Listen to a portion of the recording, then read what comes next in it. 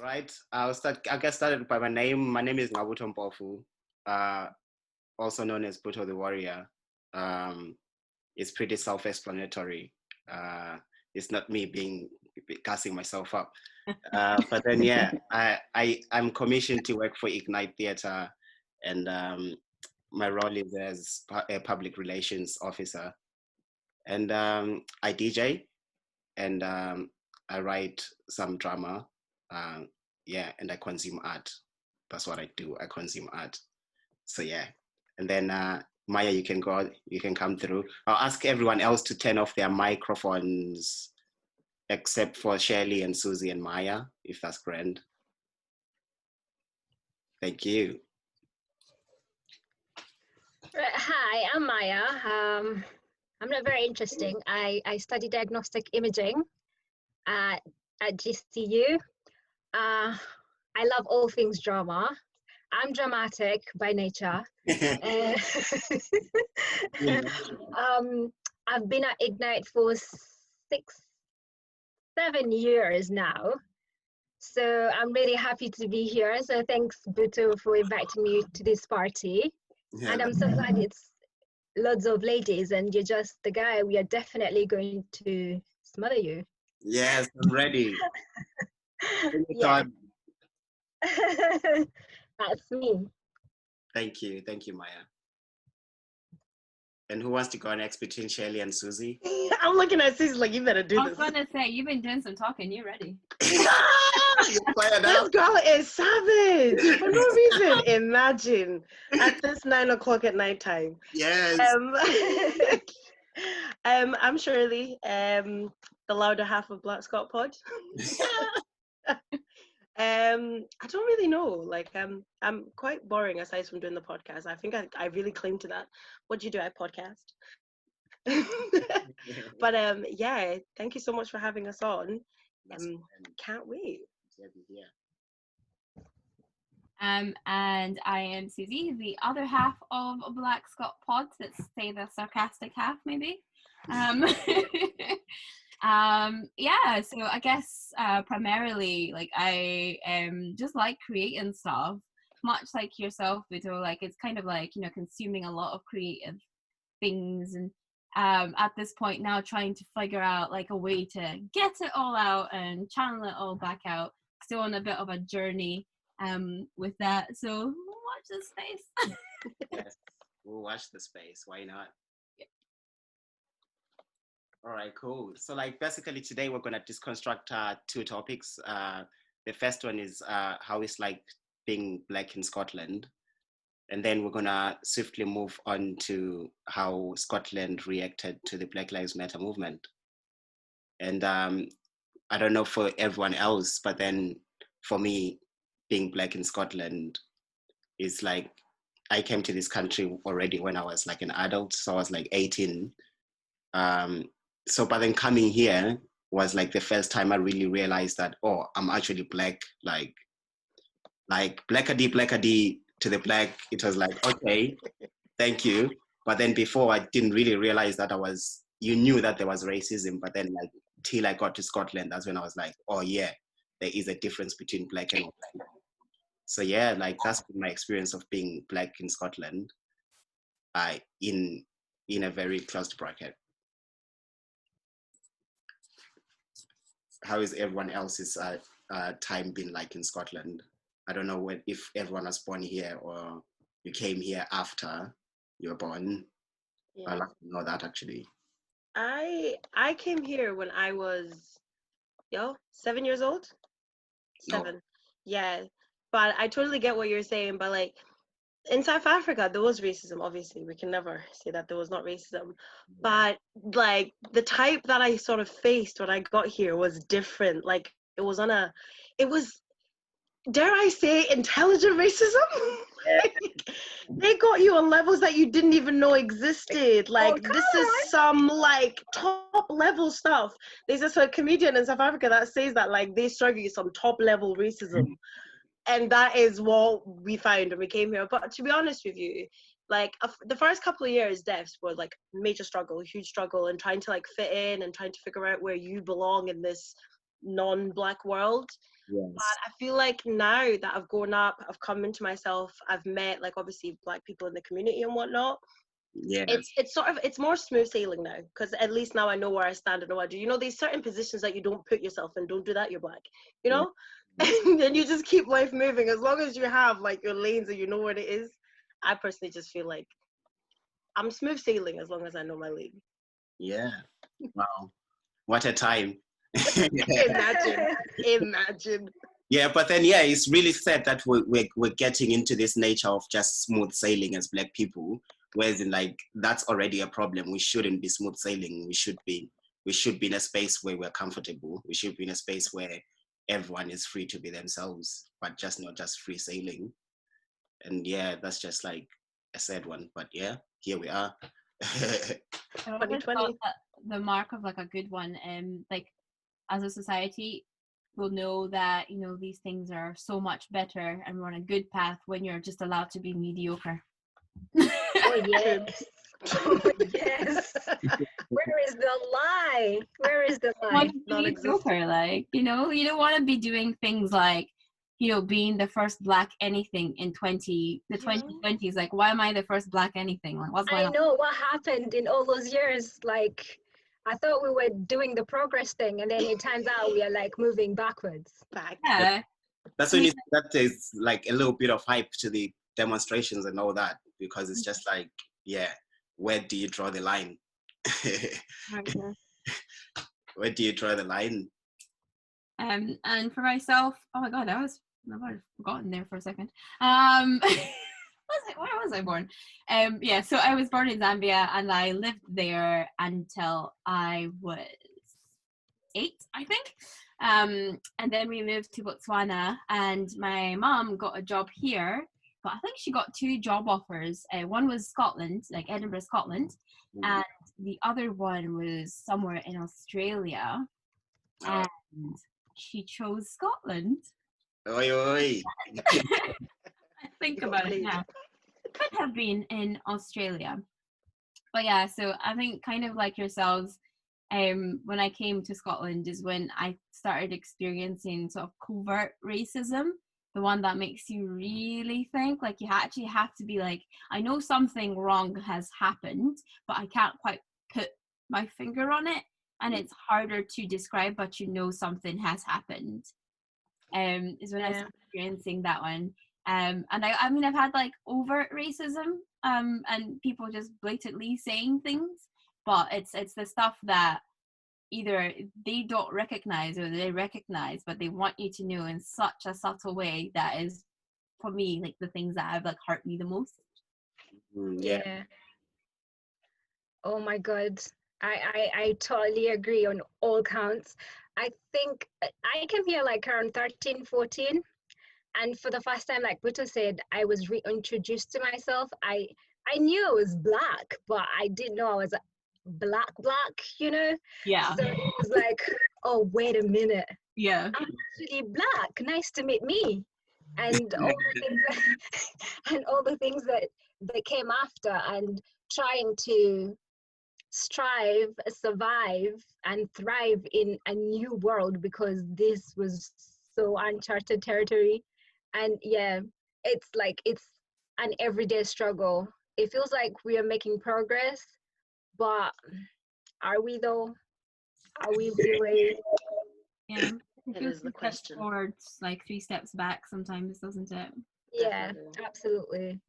Yes, I don't know if the progress is like, yeah, the progress would be made if like there's 2 sides to the thing. Is like, I like that there's been demonstrations and like that people have been actively like just been out on the streets, like that's good. But then like it's kind of like, I don't want the culture to go into a scene where it's just like calling each other out and actually not doing or not taking constructive, you know, like not being constructive. It feels like I don't want it to be in a dominant place where it's kind of like, oh yeah, we're just calling out people for racism. But then when people want to solve the racism, people don't want to go forward like we're doing right now. Mm-hmm. So like in terms of like, yeah, like this is kind of like our reaction at the same time, you know, it's kind of like, oh, so this is happening. What are we going to do to deconstruct this whole system? We need to find the safe spaces. We need to talk about these things, which is kind of like why I'm such a good, I love the podcast that you guys do, because I'm just like, we need more voices like this. It's kind of like we need people to tell us what it's like to be in Scotland when you're Black.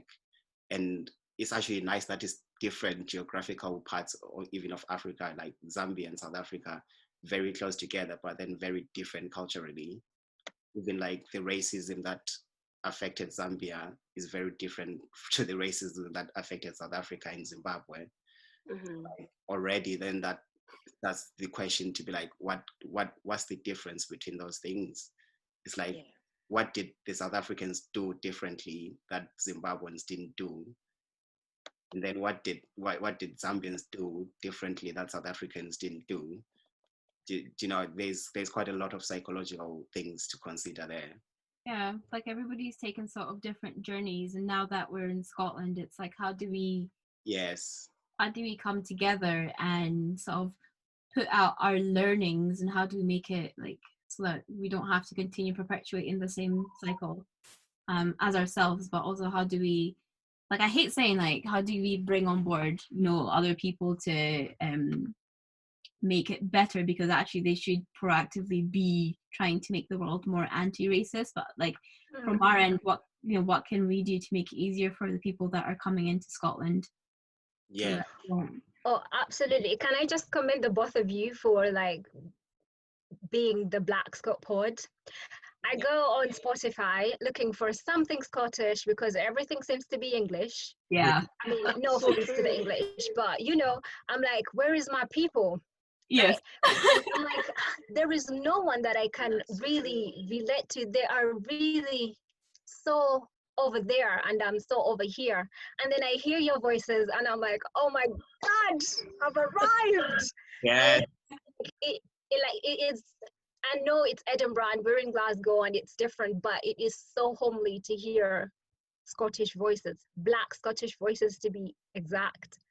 Yeah. And really big deal. So thank you for that. Thank you. I do have to say that is one of my favorite things about the podcast. I'm actually not gonna lie. It's hearing people being like, oh my God, I totally relate. And I'm sitting there like, no way. Like, Yes. I've lived a whole 24 years on this earth not knowing that people can relate to me. And now here I'm sitting and you want to relate? Please. Yeah, it's quite wild though, isn't it? Because like sometimes you get some messages and people are like, yeah, this exact thing happened to me. And in some way, like, you know, like, yeah, like our experiences in some way are going to be mirrored. But to hear it, it really validates it. Because like there were times when Vic, Shirley and I would be speaking and it's like a bit of an echo chamber. We're like, at this point, we don't know if it's like, maybe it's us. What's going on? Yeah, because we're talking about school and we're like, you know, maybe we're just unpopular. I often thought about that. I was like, but all of these people had like loads of friends growing up. I know. You just didn't have friends. It's like you That's a you problem. Yeah, just our personalities, you know. It's like trying to find a space where you fit in when you're Black again in Scotland is really hard. It's like you don't know where you fit in socially. It's like, is it all right to have white friends? Is it all right to date white? Yeah. Is it all right to talk this way? If you're not really true to yourself, you lose your identity. Mm-hmm. And that's kind of like something that really like worries. Yeah, it kind of worries me because we kind of have to dumb down ourselves at times. It's like you can't be too loud in the house. You can't have your 10 friends. You know what I mean? Like things like that are like part of kind of like the racism that people don't understand. It's like if you're starting to ask a community or tone it down a little bit, it's like, why am I meant to be toning it down a little bit? Like, it's culturally I'm meant to be loud. Why am I meant to not be loud? And my God, yes. Yeah, and it's kind actually, of like to follow up on that, right? See, ladies, do you ever feel like you are heard and not seen? Because it's like, oh my God, women are loud, but before you can really engage with a Black woman, people say we are just genuinely loud. Do you have that problem? Susie knows. Like, it's so strange because I find that people are more receptive to me when they've not seen me. Oh wow. Like then when they see me, like they think I'm like harsher than I am. I'm more serious. Like then I think it's the glasses. You've got that Peter look. No, it's not. It's not. People think I'm like It's the face. It's the glasses. I'm trying to prevent wrinkles, you know. Like Susie would be like, "Hi, it's nice to meet you." I'm like, bro. oh my god, it's so true. But yeah, no, I mean, I've definitely had like people have a certain perception going in of what a Black woman is. Yes. When you don't meet that stereotype, it's like I can't compute. What? Yes, exactly. What? It's like computer reboot. Yeah. I don't understand what's it. Especially once your Scottish accent comes out, they're like, What? It's a bit confusing, isn't it? Yeah, but certainly it can be like easy to be like overlooked because people just, I guess it's a perception like, obviously historically, that we've not held any of these big positions in like sort of health, education, decision making positions. And when they see you in a room, they can kind of overlook you because, like, I've never seen anybody with your face making a decision before. So, like, I don't really know how to take your opinion. Yes. And it's almost as if, like, the opinion has to be second guessed when it's coming from a Black person. Mm-hmm. Like, unless it's verified by a white person. Yeah. And which is kind of like, you see it in businesses, like lots of Black people, like, partnering up with, like, which is something that other white people might not know. But then it's kind of like, the racism is that blatant that we have to partner up with white people to have businesses so that we get legitimacy. Yes, we get the good contracts. And then it's kind of like, why are we in such a stage where you have to incorporate someone because of their race, and then it's really wrong. So it's kind of like, it's the kind of racism that happens in Scotland, that people just fall past and find it very normal. That's what I'm saying. People don't understand that racism can be covert. Like, you have to think about the situation that you're in, and the burden is almost always on, you know, Black people or people of color to think about that situation and realize, like, the reason why it doesn't feel right is because I'm having to have someone co-sign me. Yes. True. Yeah.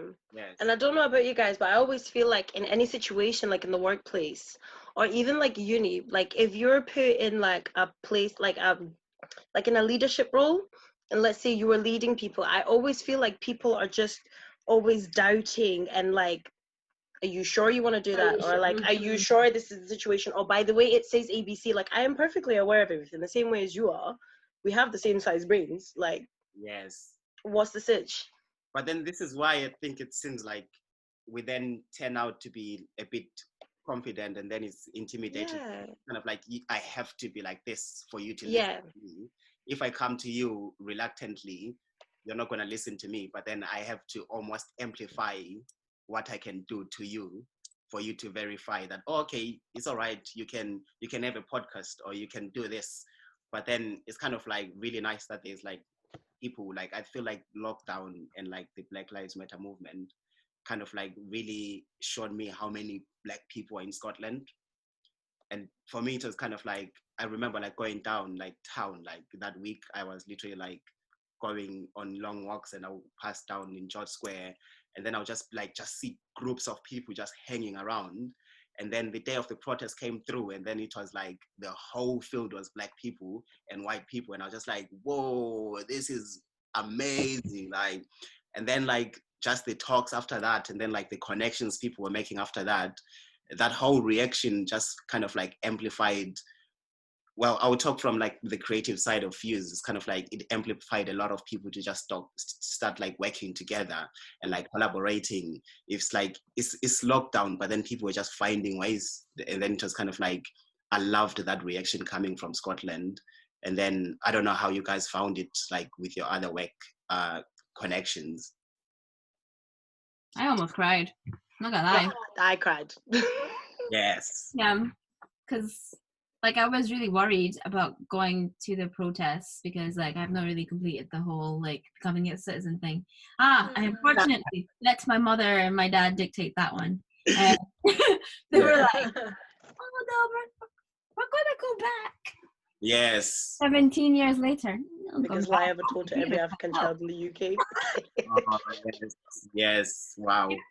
Your parents were like, nah. They weren't having it. I swear, my mom and dad were just like, right, let's get on it, let's do it. I was like, Yeah, are you I was the one that was like, are you guys sure? They're like, no, we're not go back there. We're done.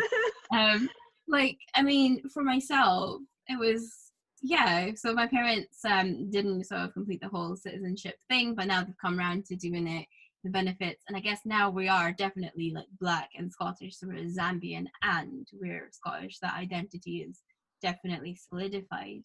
So for myself, because I hadn't like completed that process, I was wary of taking myself to a situation where I knew, because not just because of COVID-19, but amplified, I guess, by COVID-19, it kind of felt like, why am I going to take myself? I believe so much in this, but if I put myself in this position, I get arrested and all these things, I'm going to lose my right to, you know, apply for citizenship, and I'm going to put myself in such jeopardy. And it's mad, like it's crazy to wrestle with that in your mind, to say like, I know this horrific thing is happening to my people and this directly affects me, but there's nothing that I can, I can't put myself in that situation. Like I wanted to cry, like it was awful. I wanted so much to be with everybody and be there, like we're all in this together, but it was kind of like the situation that it is.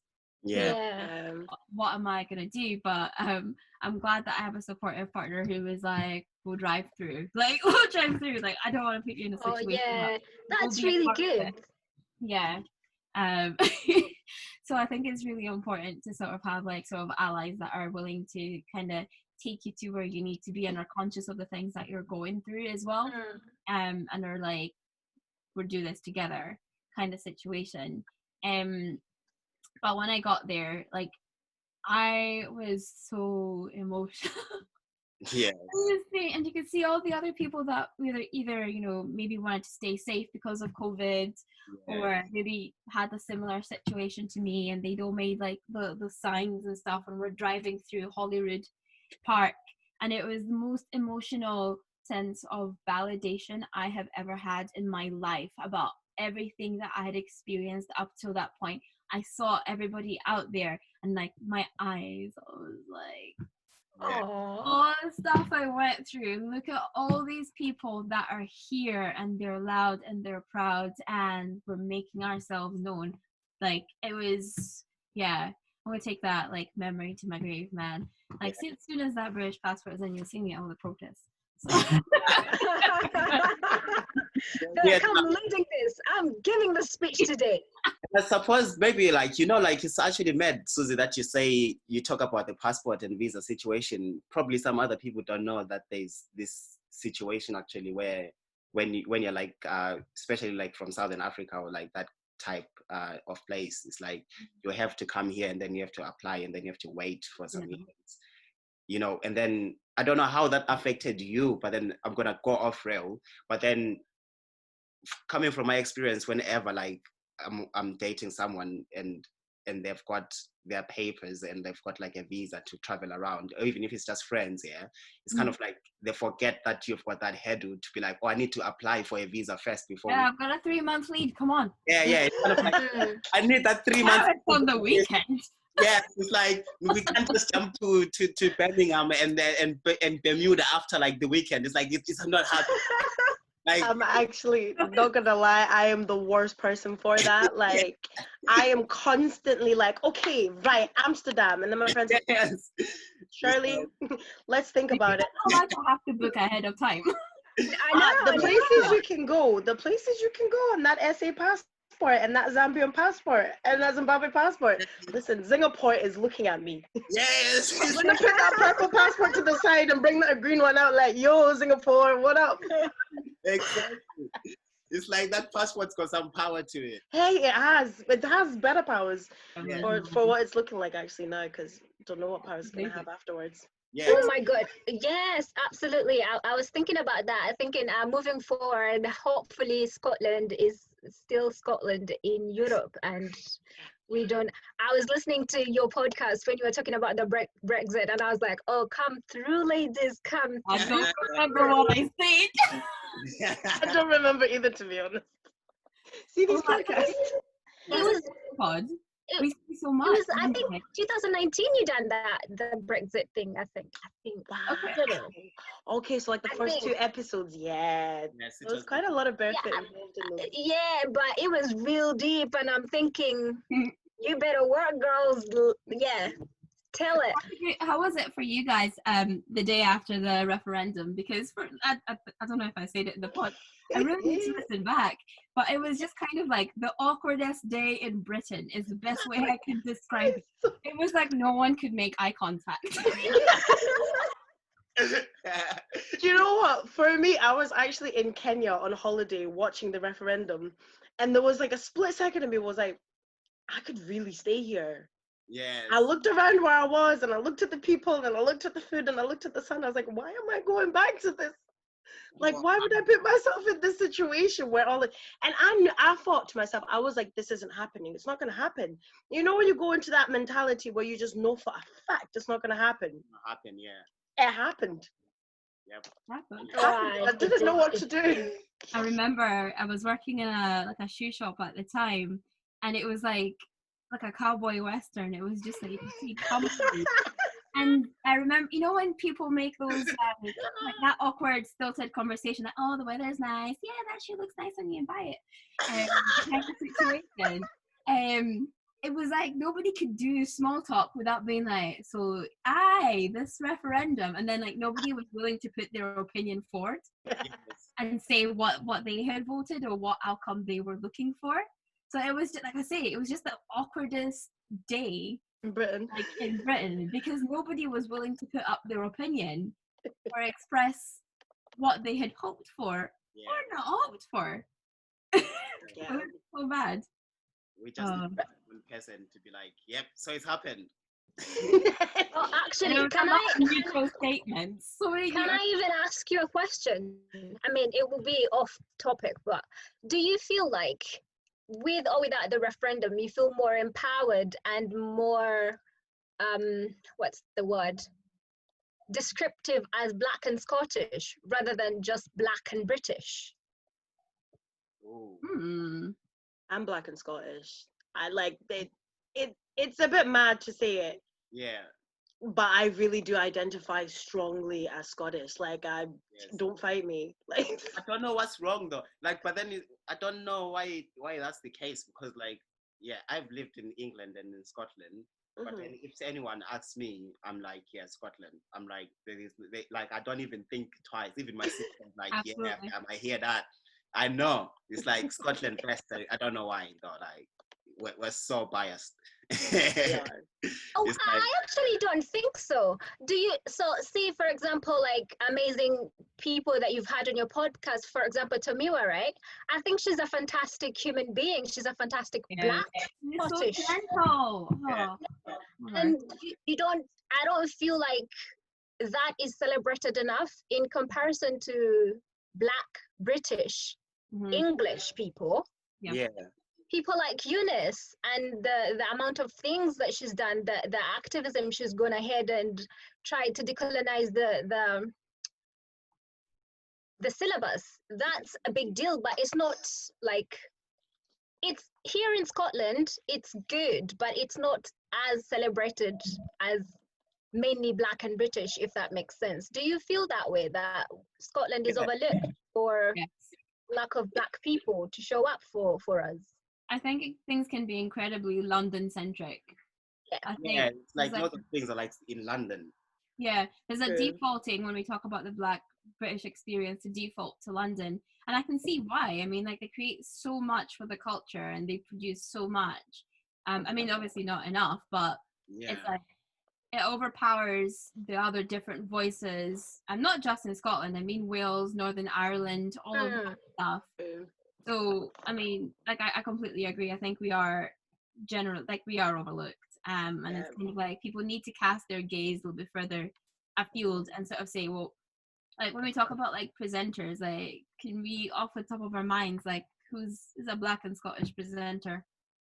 Yeah, that's the thing. Actually, like, there is literally the amount of representation, misrepresentation in the Scottish media is towards Black people is just insane. It's like the BBC does not have a Black presenter, and then if you even look like in the offices, like I've got friends who work for the BBC, and it's like 3 people max who work in that building. So it's kind of like, and then we don't have BBC extra live extra in Scotland. Yeah. That's like an English thing, and it's kind of like we've got enough music in Scotland to have this channel here. But then it's kind of like, yeah, if you're in Scotland, you really, and then you find out that people end up moving away from Scotland or from Glasgow. Yeah. We end up just losing that. I studied film and TV in the beginning, and I kind of quit that one while I finished the course, but I kind of quit like trying to make an effort to be in that industry because there was like not a whole lot going on in Scotland. And I it's harder to be a Black Scottish person in media and actually make it. Yeah, that's the thing with the Scotland. I feel like if you're in media, it's really harder to like really crack the things. And I feel like this is the meeting point with most of the people in Scotland and Black people. It's kind of like you're in this sphere where everyone is a creative and most people are really creative, but then your work is not, your work is not really recognized. You're putting in the hours. You're seeing some of your white peers getting the same gigs that you're meant to be getting. You're like, what's the difference here? Like, and then it goes on. Like during lockdown, we talked about the festivals. I'd done a thing about festivals, and I was asking them why they only had like 3 Black artists in their lineup when they were meant to be celebrating Black music. And then, and all the other 3 Black artists were not even like Scottish Black people. It was like a gay American guy. But then, yeah, but then basically the idea is kind of like, if you're not Black, an American or a gay person, or coming from a white Scottish background, you're not getting the gigs. And it's kind of like, why are we having this trouble in Scotland when there's definitely talented people, there's definitely people who are putting out contacts like you guys, but then you're not really getting the recognition that you really deserve and that you should be getting. So that's kind of like the kind of things that like people go around and we see it every day, but then it's really hard to deconstruct that to your white. If you've got a white partner, then it's maybe easy if they're really interested in that. But then again, it goes on to being like, okay, you're Black in Scotland. How is it like to date while you're Black in Scotland? What's been your experience as most of the females actually in this chat? What is dating, bruv? Maya, sorry. Yeah. The boys are not ready for this part. Is dating? Sorry? Go on, ladies. Tell us. It's hard. Black and Scottish. Yeah. Like you're saying, it's like a lot of times you're having to figure out that feeling, like, where is this coming from? Maybe, oh my gosh, like maybe it'll be easier in like America because they're maybe able to identify it faster. Meanwhile here, like a lot of the time, like when you think you've identified it and then you pitch it to people that are around you who are more than likely going to be white, you get pitched back as, are you sure? Was it gaslighting? Yeah. I totally get that. Yes, honey. I totally get what Susie's saying, because like I've had so many situations where like I've been with my friends, like, and obviously growing up, majority of my friends were all white. And it would be situations where something weird would happen. And I'd be like, yo, did you guys clock that? And it was like, nah, like what's going on? Like, I can't even remember, and we were quite young. Like we were walking through Princess Mall, and this old guy was just being weird, like looking at me, and like just, I would like go somewhere closer to him, or like just, I think we were in the queue, and like the way he like moved and he was like mumbling under his voice and whatever. And I was like, nah, this cannot be motivated by anything else. Cause I saw loads of people go near him and he was fine. He's chilling. And I turned around to my girls and I was like, did you guys like clock that or what's going on? They're like, nah, you're just being paranoid. He's weird anyways. And I'm like, nah, but he didn't act the same way like that with everybody else. It's just these little bits and bobs where you feel like you're completely isolated, and it doesn't matter who you may try to talk to about it, you are getting nothing, because no one will understand what it is that you're going through because they don't see it. And I'm not necessarily blaming. Sorry? Remember, there was a time that you and I were on a bus in Leith. You know the story already. Like, minding our business. Like, we got on the bus. I think we were talking in a very civilized volume, to be honest. I love that laugh. We were talking in. Yeah, but we were just talking, and like this woman was on something else. Like, I do not know how she got up that morning, but she had a vendetta, and it was against Black people that day. But she just she turned around and she was like, you know, I have that attitude already, and you're like, here we go on, right? I'm ready for this, lady. Bring it. When Susie and I looked at each other, it was one of those situations. Yeah, and it was at that moment I decided today I will be that loud Black girl. Wow. Let's go. The thing that she did that was like really like covert racism was she picked up her phone and pretended to make a to call somebody to then no, she did not. Passive-aggressive things to say these loud Black girls on the bus. They just think they're so important. Oh, wow. I held my breath that day. That day was the day I had to hold my breath. I had to hold my breath that day. It was just nothing else was going to happen. I was like, today's the day that we are composed. It was incredibly such a strange thing. So we were just kind of looking at each other like, she's tripping, right? Like, we're trying to figure it out between the two of us if we've done something wrong.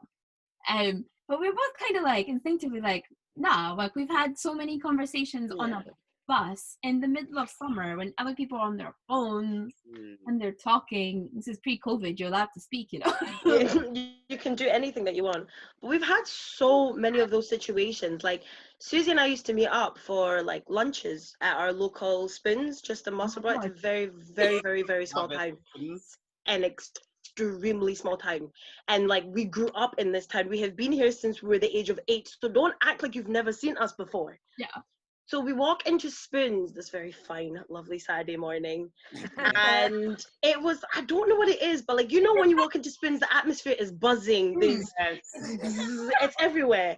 It took 2 steps. It was just dead silence. It was just dramatic music done. Literally. Susie and I looked at each other oh, for crying out loud, really? Are we really? Really? Yeah. We looked at each other and it was just kind of one of those moments everything went dead. Right. And it was so strange. It's just mental. And then I think these two, I don't know if it was two older men, as we're walking past, decide to make a comment on that booty, as you do, because hey ho, what else do you do when Black women walk into a building? Yeah. And it experiences like that. And oh my God. Someone in the chat just said, actually Stacey in the chat said, it's literally your experiences are being denied. Exactly. You look like you're dumb. You're mad, actually.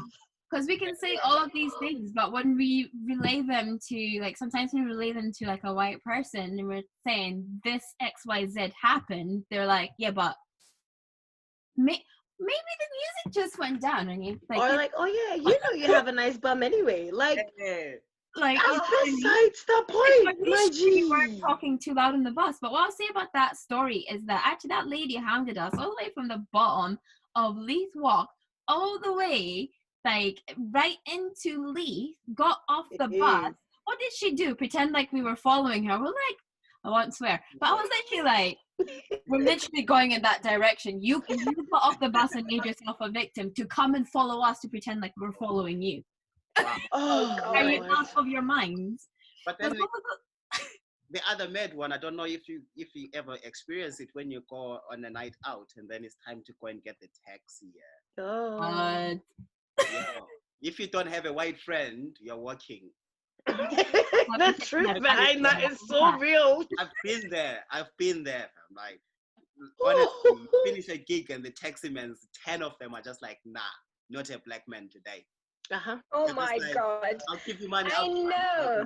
Sorry, don't go that far, pal. How you do? Yeah, You're a taxi. You're not a bus. Man, like, yeah, Another night, pal. yeah, not the night. Yeah, another night. Absolutely. I hear that. Nah. Yeah, someone. What you mean, nah? Like, I've had an experience with one of my friends, and like Aiden, who is like one of my best friends, but he turns out to be white. But then, like, we've been to raves together where he has to go up front, out of the gig first, get the taxi, and then I jump in after he's in. Oh my God. Yeah, I mean, This is like a movie, bruv. yeah. I mean, it's like Mission Impossible. Is that Aiden? Yeah, actually, Aiden, can you justify this problem that we've had before? Let me unmute Aiden. Hiya. We can't hear you. Yeah, but then this thing has happened before. Yeah. And it's just always like, what's happening? But then, yeah, he has to go and get the taxi first, and then I have to jump in secondly. And especially in Cardiff, this happened really, Sheffield was really bad, and Cardiff, particularly, I remember it just being like, yeah, we're not having, yeah, it was really bad. It was so blatant that, yeah, you're just denying us access to this service because of our color. And it's kind of like, how do we get to this point? But then there's so many things that we get denied of. Like, there's so many things. It's like, when you start explaining it to people are just like, are you make sense. yeah, it's like, how do you survive? But then I always like say, like, if you're a black person in an environment where there's white people, you almost have to be like emotionally intelligent. If you're not, you'll go a bit mental. So it's like, whenever like you're talking to someone and if you're black, you honestly have to be so emotionally intelligent, or else you just be causing at times unnecessary sins. It's kind of like, you know what, like, let me just take my emotional intelligence into consideration on this one. That's massive that you have to have a sort of duality in yourself and kind of always have to be thinking from like different lenses of like how not only you're perceiving the world, but how the world is perceiving you. Yes. You know, like, why am I splitting my personality to have to fit into a white world that like they may feel threatened by me? Because like, in all honesty, like, I don't have the energy half the time for what they think I have the energy for. I don't. It feels like the onus is on you to carry yourself and them with you. You don't want to offend them, but you don't want to compromise yourself either. So it's a battle, really. We need therapy every day after this. Like, every experience of your day, you're like battling these two things. You're like, I don't know, am I too much today? I don't know. Yes. I may be offending somebody. Yeah, it's almost as if you're asking yourself, am I offending someone? And then am I diluting myself by not saying this? And then it's kind of like you almost have to always consider white feelings before you consider them. And it's kind of like, it's kind of like if you're being abused upon, like, you should be able to just express how it is without it mattering whether you're black or white. Absolutely. I feel like I've totally come to a point in my life now, like on literally every single angle. And I feel like I've been saying it a lot more than I've been doing it. But I've gotten to a point where it's like, if I can't be myself 100%, like 100%, I'm just not doing it. Like, I'm actually not doing it. That goes for work, that goes for social life, that goes for anything. If I cannot be Shirley, loud, obnoxious, irritating, like weird Shirley, I don't want it. And I feel like even in workplaces, when I get that kind of like reaction, I'm like, listen, you're either going to have to condone this or you're going to lose me. And if you want to lose me, yes, exactly. It's like, just how we're going to have to be. I'm not coming wrapped up for your own comfort. Yeah, like, that's not gonna be happening. I lived like a solid 22 years of like pretending to be something that I'm not, and I'm not finna continue that life. Like, it's just at that point. Like, I was actually just telling a story earlier on about how the night before prom, I went out with all my friends and got my fake tan done. Because that's what you do. Yes. Yes, why not? like, I look back at it and I, like, to me, it was so normal because I used to give myself some weird excuse as to why I'm doing what I'm doing. But it was all like measures to fit in. And I like literally found myself this shell of something that I was not. It's like, what do you actually like, Shirley, that people haven't told you that you like? Like, what do you do? How do you say? How do you act that someone else hasn't said that's you? And I came to realize, I was like, nah, like that 22 years that I lived there was not me. So why did I do it? Like, why did I put myself through that? I'm just at a point of, Charles. Actually, can I just like take you up on another question, just following what you just said? So then, do you feel like your blackness is being questioned? And if so, how do you go about that? I feel like my the whole blackness being questioned thing is quite, for me, I think it's a pretty personal question, because I have always had to justify my blackness, and that is including in South Africa. So colorism was a massive thing. I lived in Lesotho for a very, very long time, 7 years before I moved here, and colorism was my biggest issue that I had to deal with when I was back home, because we had this whole thing. I know that people always say like, oh, you're light skin, like you've got light skin privilege, you've got this, you've got that. That's something that we don't have. And I do get it. I do fully 100% understand that there are certain privileges that we'll have because of our skin tone over other people. However, when I was back home, it was always like, you're not black. Like, why would you refer to yourself as black? You're not black, you're colored, you're this, you're that. And it was always me fighting. It was always me fighting to be like, nah, I'm black. My mom is black, my dad is black, I am black.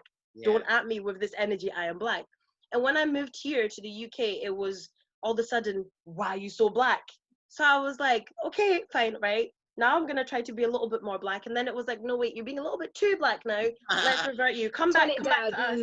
Yeah. So it's been like a constant battle of always justifying or like trying to prove to people that I'm either black enough or white enough or this enough or that enough. And I just got to a point where, like, if you think because I hold myself a certain way means that I'm less black than you are, that's a you problem. That's not a me new problem. Like, do you know what I mean? That's something that you've got to work on, not me. So yeah, it's just the whole, I think it's also like within the black community as well, we should stop questioning people on how they are black, and because they're a certain way, are you black? Do you speak this way? You're not black. You dress this way? You're not black. You don't listen to Kanye? You're not black. That's not the energy that we should be giving each other at all, because that the only thing that does is like create a bigger divide than there already is. Like, we're already divided from the society that we're in right now. So why are we now creating even bigger divisions within ourselves? We should not be doing that. One thing that we should be doing is like, we should be building each other more than anything else. So I feel like for me, like when it comes to like the whole like, are you black enough? Like, I can take it upon myself to run an entire Edinburgh debate being like, yo guys, we're all black. Black is enough, you know? Aye. That's actually so interesting. Like, you definitely end up just diluting yourself when you're black, and it's like, it's that idea again. You just don't know. Like, if you like a certain way of if you've got a certain style and other people don't agree to it, it's like, oh, why are you wearing that? If you're listening to music, it's like, is it too black? Is it too white? It's like, it's like you're always in that line of like, is this actually black? Am I doing something black? It's like, why do we never get harder up here? Because in London, maybe it's a bit easier for them to, if the question is, are you black enough? You know, it's maybe a little bit easier. But when we come up here, like, what did we do the other day? I think it was Glasgow University. It was a panel, and there was a really good question in there about what is Black and Scottish culture.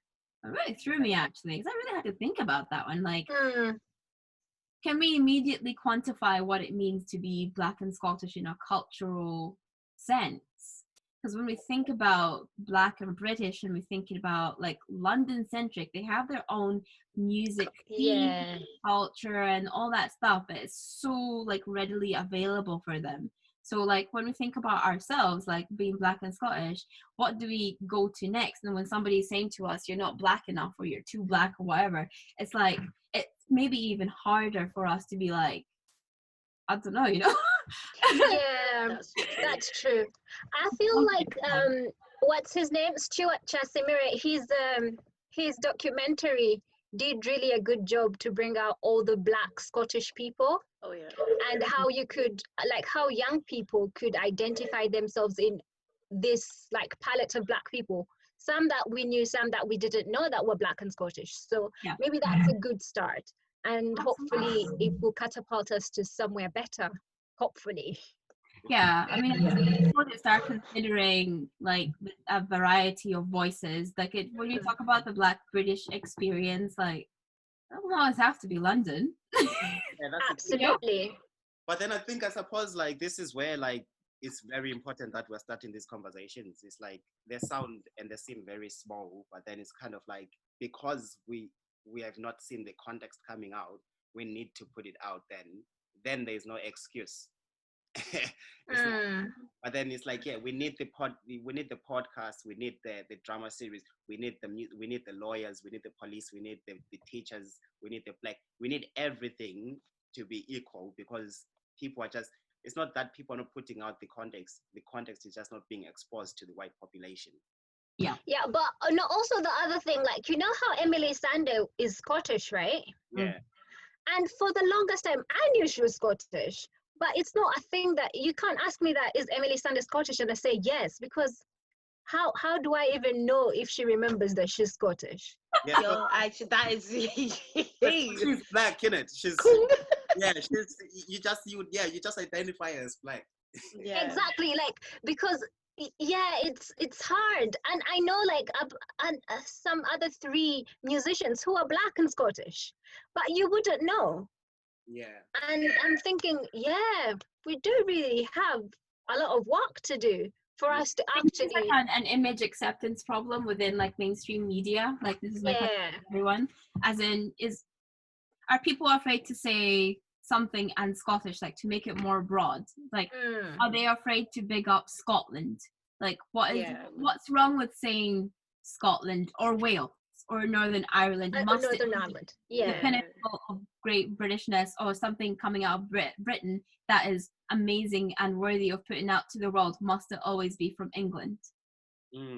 Yeah, that's the thing, actually. That's so true, because even in whatever context that you want to put it in, it's Scotland would come out the furthest, but then it then becomes more difficult if you're Black and Scottish, and then if you're also gay or something, then it makes that filter even more. It just puts you in a worse box than everyone else. Or like, I don't what?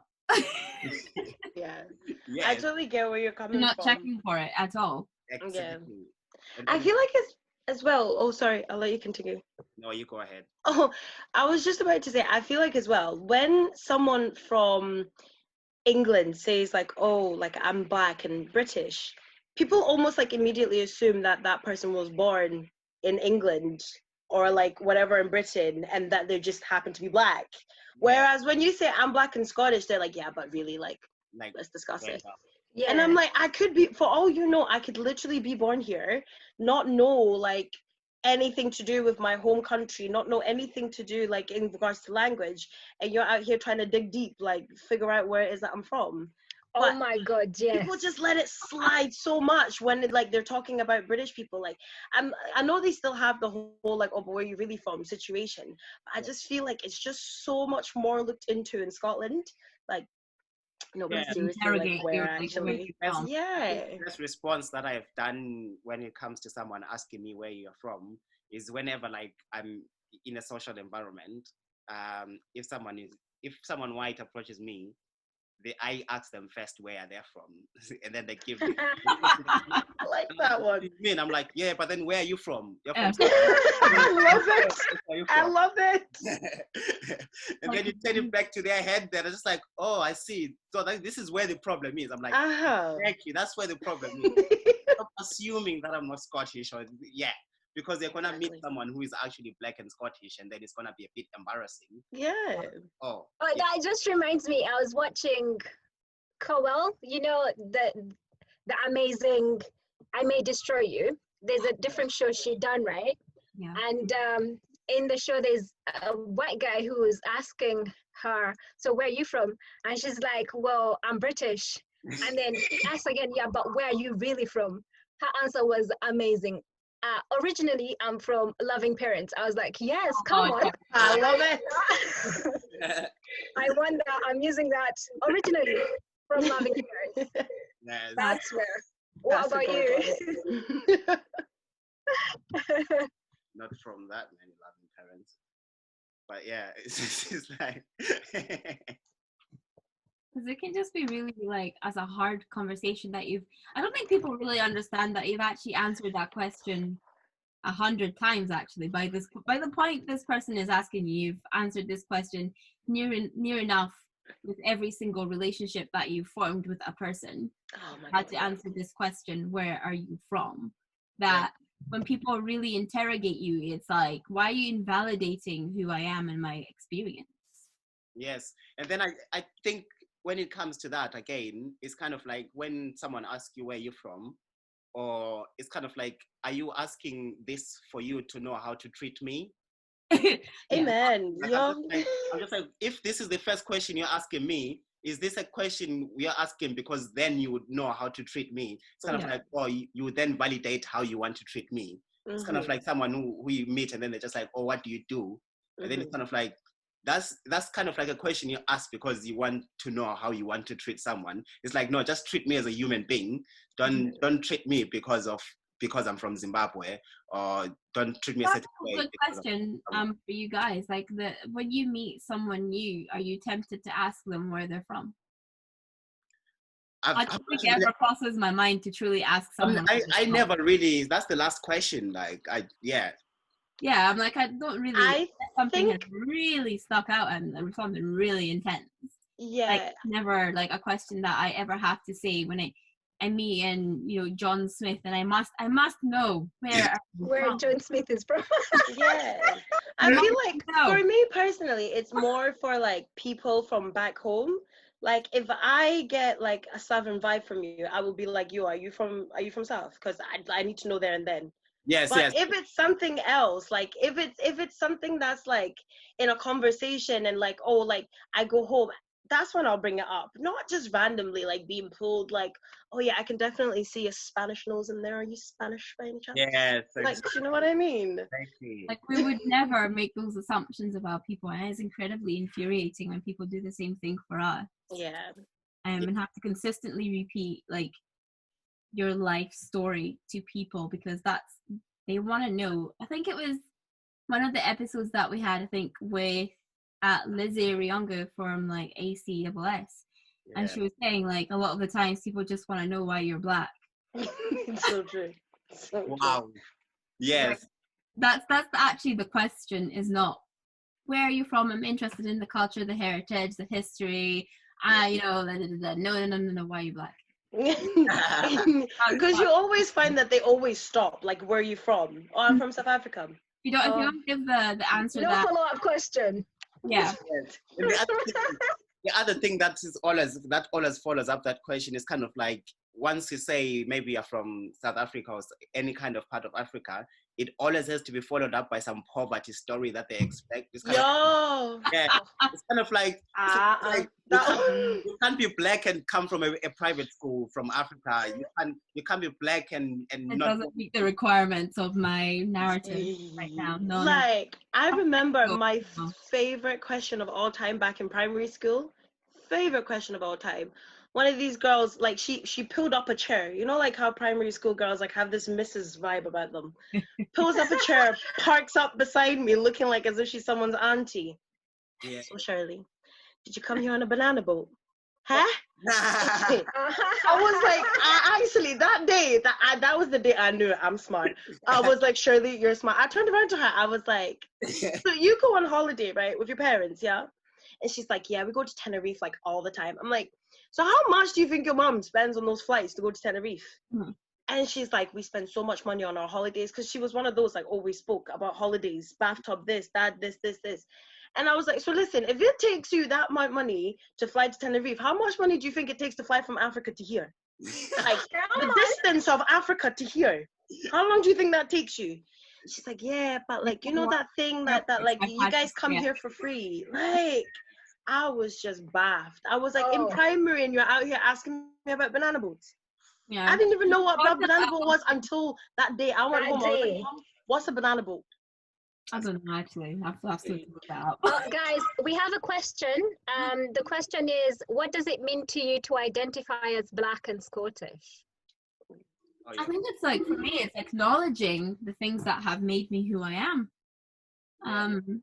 Scottish culture has really like sort of penetrated like the person that I am to this day. I don't think I would be who I am without the banter that I have heard and experienced and been a part of, and the food and the culture. Like, I really annoy my partner with my requests for chippies, like all the time. I really do. Keep you all the way. Simply one of the best things that has ever been created on this planet. But it's kind of like, for me, it means an acceptance of accepting that I don't have to be anybody's stereotype. As in, I don't have to be an African woman. I don't have to be a Scottish woman. I can be whoever I want to be because of the experiences that I have had in this country, and the privileges that I have, benefited from. But also that I can take it into account, like my African heritage, and I can bring the things that I learned from my upbringing into this like kind of world as well. So for me, it's like being like identifying as Black and Scottish is just like, for me, it's like acceptance. Like, I can be me. Yeah, Shirley, how about you? Daisy stole the show. I can't say anything now. Mic drop. No, but I totally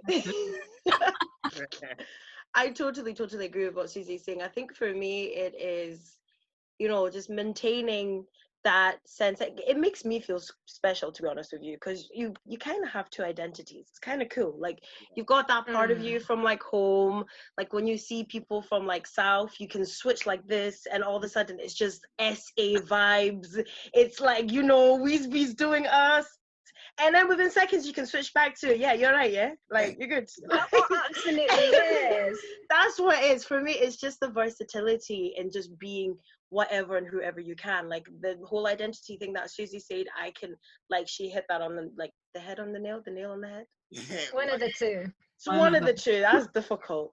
But it's the whole identity thing. It's so special to know that I feel like I belong to both cultures. Yes, I do struggle with the racism and I do struggle with the feeling like left out, but I strongly identify with both being Scottish and with both being Black and South African, because it's that's so much heritage. Like, guys, that is so much culture. Yeah. Like, Scotland is one of the most cultured like countries ever. Yeah. And then obviously you've got back home as well, African culture, and you've got the two of that just sitting and brewing in front of you. Like, what are you going to do with that? Yes, definitely. Oh my God, yes, I love Scottish folk tales. They just like really ground you and they make you feel things. And I'm like, I did not know. Literally. No. Yeah. And I do love mince parties, so that's what I had for dinner. About that one Scottish tale that I cannot get behind. It's the Kelpies, man. It's the Kelpies. Now, can you not with this energy? I don't need it. No.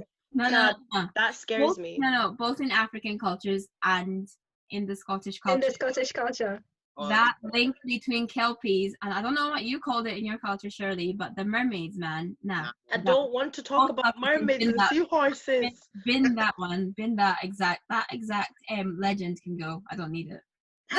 There's just been way too many like childhood little like tales that I've been told, but the Kelpies one, I actually only found out about the Kelpies what 4 or 5 weeks ago when Susie first told me. Yes. I did not know there were magical sea creatures that steal children, and you want me to go and visit for fun? You mad? Be cultured. What things to deal with? Yeah, we're dealing with COVID, we're dealing with Brexit, now you want me to deal with magical horses? Never. You must be mad. Allow me. No, it's so fair. But I think it is like such a richness in culture, and having the privilege of being able to take from both, like experience both, because there's not a lot of people that get that opportunity. And also for me, it's like knowing, God willing, I stay in this country for a really long time, and have a family, and then have like that continuation of whatever the Scottish culture and the Black cultures evolve into. It's like, yeah. Oh, thank you for that question. That was a really good question, Aiden. Thank you.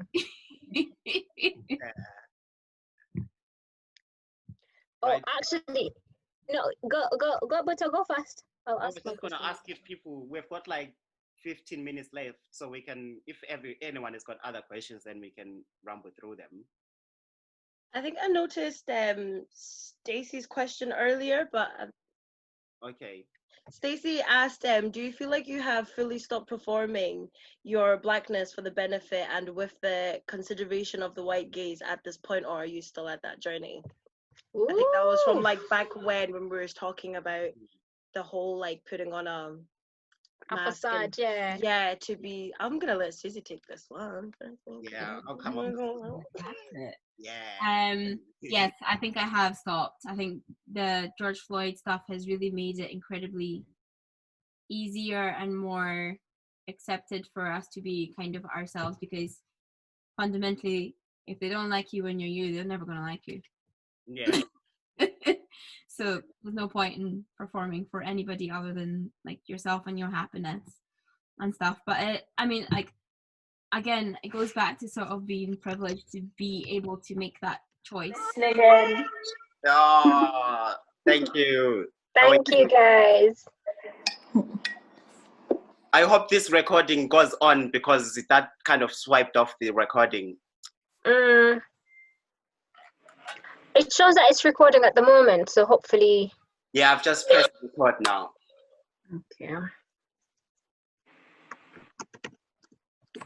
Anyways, like this, yeah. Wow, what a day. I'm like in shock, you know. I can only imagine. Yeah. I've never experienced that in my life. Like, fucking hell. People these days, man. Yeah. Sorry? I said people these days. Yo, strong we continue. Strong we continue. Yes. Exactly. We move. Like, literally, like, yeah. Like, strong we continue. Like, let me get these people in and then we'll get started again. Someone needs to cue Maya Angelou's Still I Rise. Literally, still arise, mate. I was saying I had the question copied in case you guys need it again. Oh, thank you. Yeah. Send that over. Me. Me. I just realized that I was talking without the video on, you know, like the past 5 minutes. That's how stressed I am, innit? You just been talking with no video. Just yeah. Do you know what? Like, you asked me if I'm alright like several times. I'm like, I'm alright. Why? I know. I'm alright. What are you asking again? I'm like, God, like, why are you asking me the obvious? Like, I'm alright. Besides, I'm fine, innit? Like, I didn't want to at you. Yeah, it's like, this is what it is. Right, guys, so I'm really sorry that happened. We cannot change that. We just have to continue strong. These fuck-ups happens when you're doing something strong, and it's like the movement continues. If anything, I'm actually so hyped. I think I'm going to do like a live stream after this. Like, let's get on it. I'm joining. Request me. Like, this is what happens. Like, if you touch a snake, man, like, I'm just, yeah. This, I use my energy right. If you know me personally, you know this is gonna be good energy. Directed. Yeah. Right. I love it. I absolutely love it. It's so true though. People like, they don't want to see people winning. I think that is fundamental. Enemies of progress. That's why I wanted the link like last minute, because I know people are like evil out here. But then I didn't. Yeah, we're out here. What a mistake. Yeah. Anyways. No, actually, when people sort of say, like they don't believe that racism happens, I'm pretty sure that was a very good example. Yeah. Stop me from speaking and telling your story, like complete, like that. The effort. Can you think of like the effort it takes to do that? Like there's so many steps. I don't even know the science behind it. to be honest. But like honestly, I can't. Oh, we really do apologize. I don't know if we want to continue with Stacey's question? It's copied in the chat. Oh right, yeah. Yeah. I was just gonna say, to be honest with you, I do catch myself slipping every now and then. I do. Like when I meet new people, like I catch myself being a specific type of way, but it's very quick. Like, dude, what are you doing? Like, why are you trying to be raw when you're not? Like, why are you trying to be something like extra when you're really not there? But I think for me, it's still a process. Like it's very, like literally, it's a very, very, very new thing. And learning me is also a very new thing. So sometimes there are situations where I sort of have to evaluate, like, am I doing this because I feel like it's pleasing other people and it's showing me to other people a specific way, or am I doing it because it's generally what I do want to do? Yeah. And like sort of like real time thinking to sort of move myself in that situation. If I don't like it, I'm like, actually, why am I being this way, or why am I acting this way?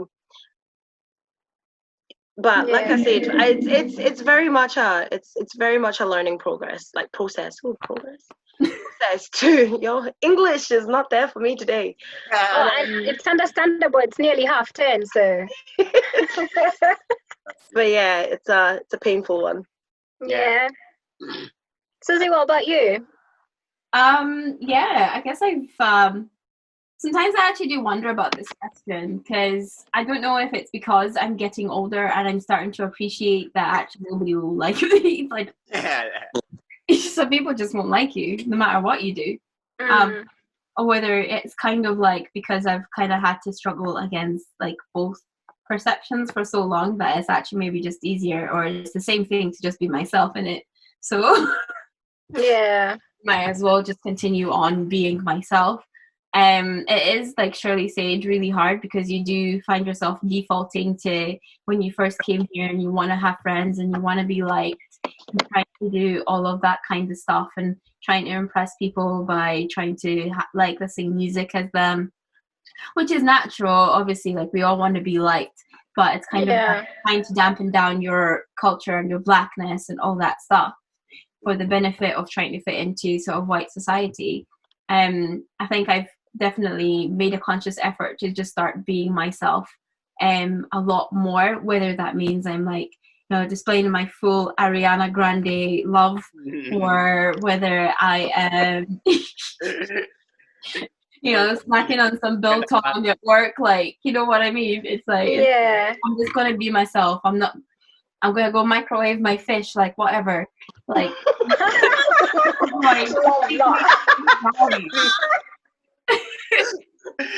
oh, like, I'm sick and tired of it. I'm gonna listen to Ariana Grande while I eat this fish. Like the two weirdest comparisons.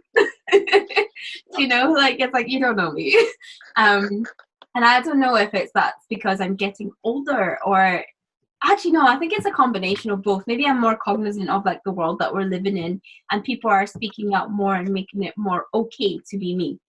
Many people, I think you'd mentioned sort of Stuart and his documentary that he came out with, normalizing Black and Scottish voices and experiences, and that kind of stuff. I kind of made it okay because I saw all the people there and I was like, all right, cool, that should be myself then. Yeah, I don't have to pretend. Yeah, that's so true. Like, yeah, for me personally, I feel like when I hit like 25, I feel like I just started being more transparent with myself and everyone around me. And then, it gets to a point where you just want to be transparent, and you're just like, yeah, this is me. This is what I do. This is what I like. And this is what I eat. It's kind of like you taking me as this wall. You can't dilute this one. So I think that's kind of like where it kind of like it's intimidating for people when they see Black strong person. Doesn't matter whether you're female or a male. I think if you're bold and really brave and strong, at times that can be really intimidating. And I think that's become really clearer the more I stay in Scotland. I'm like, like people are really uncomfortable with a Black confident man. People are not used to seeing someone who knows himself, and someone with control, someone who's intelligent. Like that makes people very uncomfortable.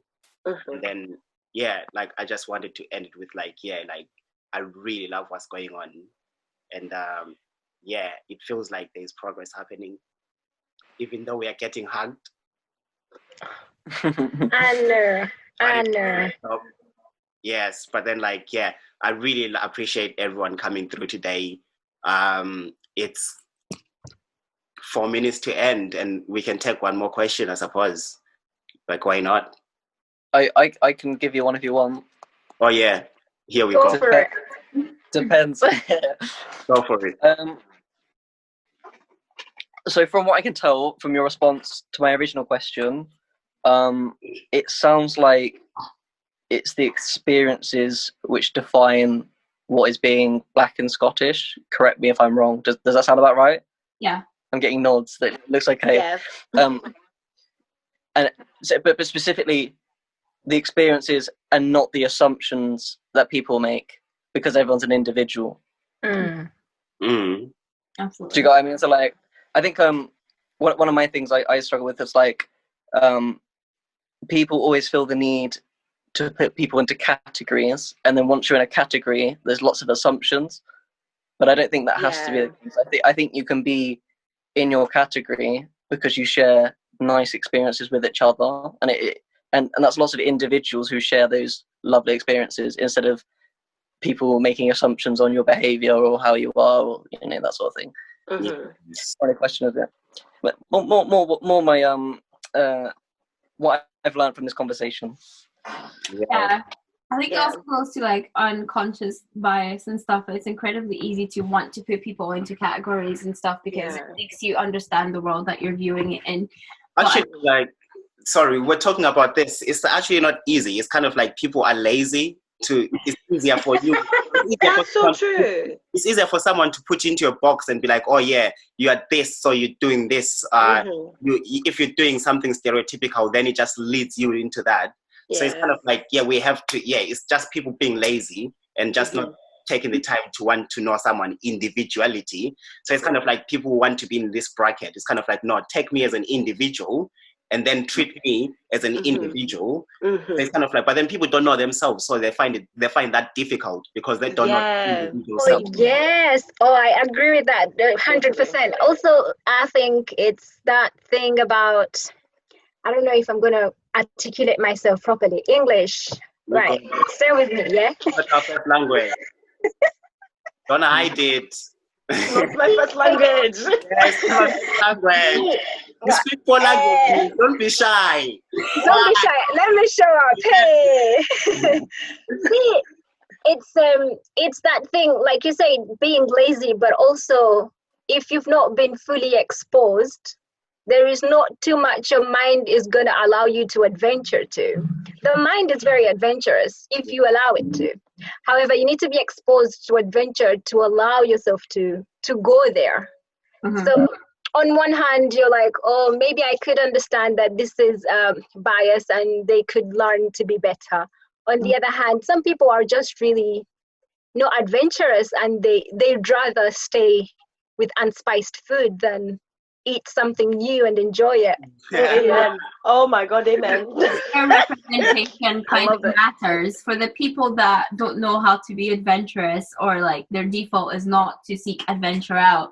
To be exposed to a variety of different experiences and people is probably what's most like important, especially when we think about things that we subconsciously consume, like our media and stuff like that. If you're only seeing one type of story and one type of voice told, then your mind is like, that's not the world, isn't it? Especially like in this 2020, and I would say as well, like Edinburgh is one of the biggest multicultural cities like I have ever experienced, obviously next to like some of the other ones, but like the amount of cultures that we have within this one small city, and you're telling me you're gonna close your eyes and have yourself tunnel vision and see one culture and one way forward and move that one way forward for the rest of your life? I just don't see it.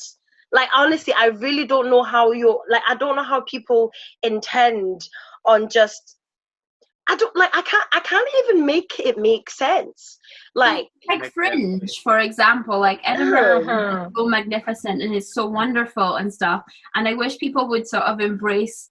Fringe is a bit sometimes controversial, but it just depends on who you ask, isn't it? Like all sort of tourism and all that stuff.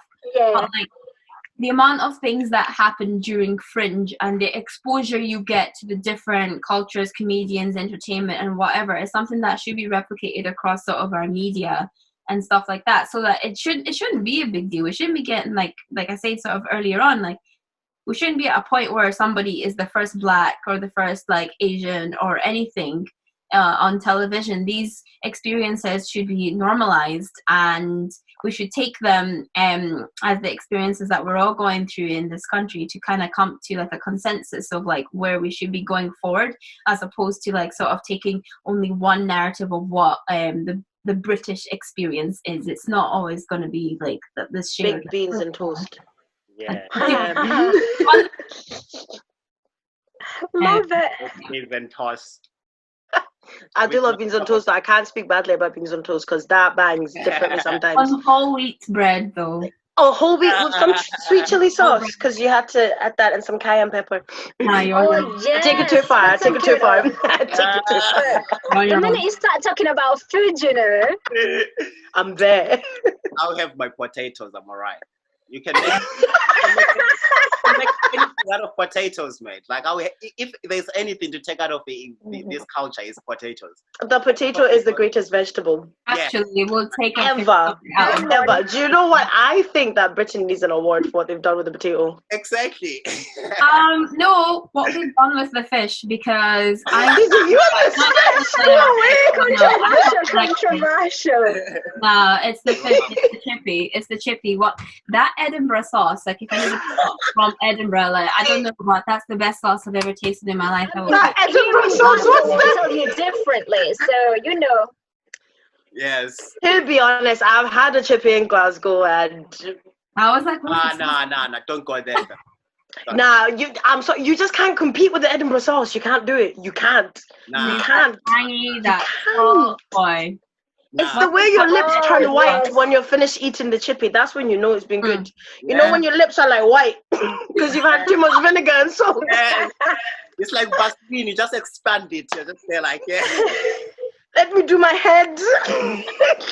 Tanya just said that you can't go wrong with the potatoes. You can fry them, you can boil them, you can bake them, you can stew it. I mean, it's an all-seasonal kind of thing, bro. It really is. But just add some Edinburgh sauce to all of that.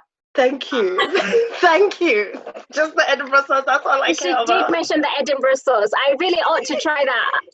Please. The Edinburgh sauce. Please. Like, Yes. if you do one thing, you know, dependent on if your health board allows it. Yeah. So if pandemic allows, definitely get yourself like an Edinburgh chippy. Yeah. With the chippy sauce, because it's not just brown sauce, and it is amazing. Like, I'm actually salivating a bit. I need to get off soon. And nah. You're not normal. This girl's love for foods. Hey. Actually, to end the podcast off, can the four of us say something, recommend something, or something to eat or anything to people? It can be a book or anything. Talk about a hang, please. Let's talk about it. Yeah, yes. Tell us a hang, guys. I'm going to recommend Star Trek Discovery. Why would you do that? Why would you out here recommend my shows to other people? Okay. Alright, you know, there's like, people don't really like to talk about black nerds and all that stuff, but actually let's talk about it. Let's speak about it. Yes. Like, Shirley and I are absolute nerds, and it kind of goes back to conversations of like trying to fit into boxes, whereas you could just be yourself and like whatever it is that you like. I love Star Trek. And they've got this amazing series called Star Trek Discovery. And it's by Sonequa Martin Green, and she was in The Walking Dead, but she's like a black lady in America. She does a phenomenal job as like captain of a starship, like thousands of years in the future. And it's so nice to like see a Black woman in a position of power. So it's like make believe, like, you know, international captain of space and all that stuff. But it's so good to see like somebody taking such a powerful position, making those decisions, and also just kind of leading a sci-fi fantasy world. And it's like also aliens, time travel. Yeah, I totally love that. And Susie, just quickly to what you said about Star Trek Discovery, one thing that I've noticed, like they actually do a lot with her hair. Like it's a small thing. It's such a minute detail. But like they popped up with season 3 and sis had braids, and I was like, nah, that's it. I've lost it. That's it. That's it. She had the Beyonce colored braids. I was like, way. Like it's just when you spot like little nuanced things, just like especially in like freaking like her hair when it's like wet, they're not sitting here being like, oh, I'm blowing my own. I'm excited to check this out. Nah, like Star Trek Discovery is literally like it's it for me. Like that's why I was like, Susie, why would you be out here like recommending my show to people like without like anything? What I'm doing after this, I'm gonna go catch up with the latest episode. I already caught up this morning because that's me. But I would recommend. That's really difficult because I'm on just so much right now. But I would mainly say like, people, like if you guys are into like cartoons, try anime out. Oh yeah, anime is like sick. You know? Yeah, it's life. Anime is life. And you know the funniest thing is, like, no, I made fun of Susie for years. Yes. I've also been making fun of my friends, but then, I'm like, Susie, that's it's a whole different world in anime, isn't it? Because recently I've been watching Sword Art Online, and I just want to say, like, it's so cool because they're in the anime. I feel like animes are so much deeper than shows sometimes, like actual real life shows. You can go there. So layered. It's too layered. But like they are looking into like Lord, the word has just escaped me. English, goodbye. They're looking into like VR gameplays, like so. Like I'm super duper like into like just gaming for God knows what reason because I'm not good at it, but I'm just into it. And they're like talking about like VR worlds, virtual reality, like deep like dives where like you can actually live an entire world like within a game, and within that game you can live within a game, and like you hook yourself up, and it's just crazy, like to the extent that they look into it, because it's like, yes, I'm watching a cartoon, but we're actually talking about things that could potentially happen very, very soon. I mean, we're in a pandemic, so I mean, at this point, all bets are off. You know, here we are in 2020 lockdown. I can't question anything anymore. But I would definitely say anime, and specifically like Sword Art Online, because that's some pretty cool stuff. Recommend? What thing am I watching at the moment? Tell us. No, I'd be lying to you. I love books, and so this is what I would recommend. Love in Color. I saw that recommended. Ooh, Me too. How are you finding it? Okay, cool. Oh my God, y'all! I've never read love the way this woman writes love. Wow. Oh, I'm gagging. The edges were snatched. Love it. Dang, sis. Like, where is this love? Yes. Show me it. When you read about love and you're like, they may break their hearts. Yeah. But it doesn't happen. Listen, I believe in romance after this book. Yes. That is a bold statement to be out here. For sure. Romance is an actual thing. It's a real. Nah, keep that one. But you will change your mind after you read. I'll just give you a quick synopsis in your chats. Like I'll get to you. Cool. Don't worry. Wait for that one then. I got you. But yeah, it's a beautiful book. So yeah, that's what I'd recommend. Cool. Cheers. Thank you so much. Thank you for everyone for coming in. I really appreciate it. And sorry for the mix-up and the hag. I wish I could thank you, everyone, but then we had like 21 people at one point. I think I tried to take note of much people to say thank you. But then my recommendation for this week is tomorrow, Jiva, we're streaming from Wellington Church. Let's go to church. I'm playing some lovely tunes for everyone. Cool. That's the stream. It's gonna be live from 8 to 10:30. Yeah. Oh, yeah. So yeah, don't say I don't put out context. I put out context. Thank you. And we've got the match too. Yes, thank you. Yes. Thank you. I love it. But then thanks to everyone for coming through. I'll send that on Spotify once everything is uploaded, and then also to YouTube. And yes, thanks for taking chance on us, and we'll see you next month again, probably next time, same time. Bye. Thank you, everybody. Thank you. Have a good night. Good night. Bye. Bye.